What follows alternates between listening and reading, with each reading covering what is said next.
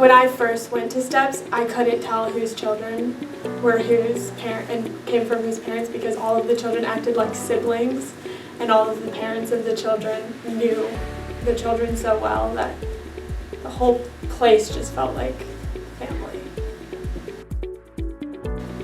When I walked in the first time, I couldn't tell who was a S.T.E.P.S partner and who was a S.T.E.P.S leader, or who was coming from which socioeconomic background. I think that's the point of poverty, is that it's not always as visible as we think it is, which also means that we can't pass judgment based on what we externally perceive about somebody. I have an older sister that, long story, but she's more of an adopted sister that has kind of been not cast out, but she doesn't get as much care from our family as, you know, I would feel like she deserves. So after listening to, you know, the tyranny of the moment and all these other examples that you gave about like what people's lives in poverty are, it made me realize like, you know, that's what my sister's going through, and a lot of the times I feel like we blame her for where she is in her life, when a lot of times like she's asked for help in ways that may not be beneficial to us but would be tremendously beneficial to her. This kind of goes back to what Meredith was talking about, but I feel like at least like me personally, and like I think a lot of people that go to Ball State, like Muncie is kind of like a stop on the way to a place. Like people, so many people are like passing by, like it's a college, like you're here for like your like 4 or 5 or whatever years, and then you're moving on to like wherever it is like you like want to go or like want to do, and just going to circles and like seeing everyone, like people who like actually like live here, and like everybody sitting down at like the tables for dinner and stuff, like made Muncie feel like a destination. Something that really caught my attention walking in was the fact that we have this idea that one size fits all, and that the image is what it is, and there's no like diversity within it. And it really surprised me walking in there and realizing that a lot of these individuals were single mothers, or like mothers who were going through the program and trying to work with themselves. A lot of them had college education, a lot of them had training.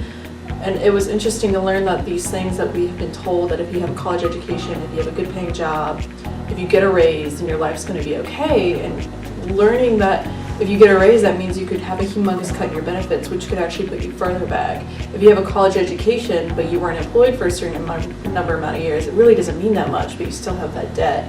So it was very surprising and kind of reaffirming the fact that you don't have this one model and this one prescribed situation where it's going to solve every single person, and that like just because one maybe positive societal thing that we say is positive, like getting a raise, is supposed to help you, but that doesn't necessarily mean it's going to help that individual at the end of the day.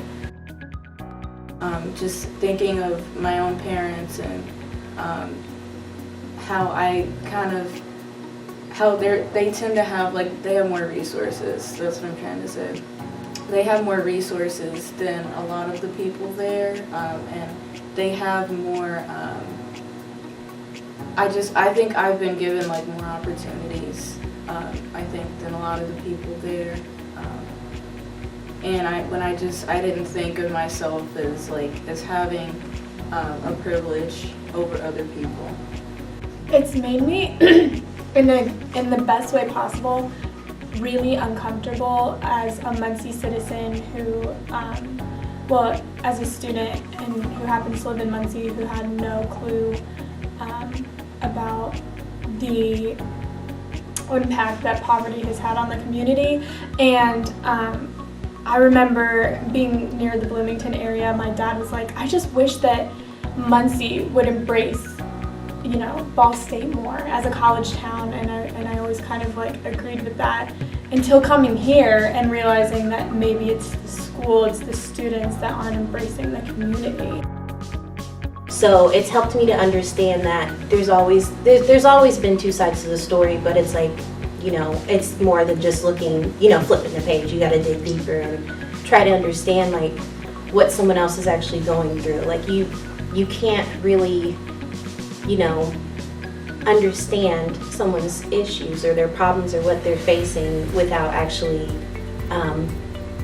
being intentional, like we've learned. So it's made me want to dig deeper into stories and what people are going through in their lives. This course really helped me draw myself away from that bubble that a campus is and really understand that there is a community out there that you do need to pay attention to. And it also heightened my awareness of subjectivity. Like, it's like, I think Levi was saying, it's not, just because you have a solution doesn't mean it's their solution. Solutions are not universal. We just walked in with notebooks and cameras, and then people like immediately spilled out. There was no prodding really necessary to it.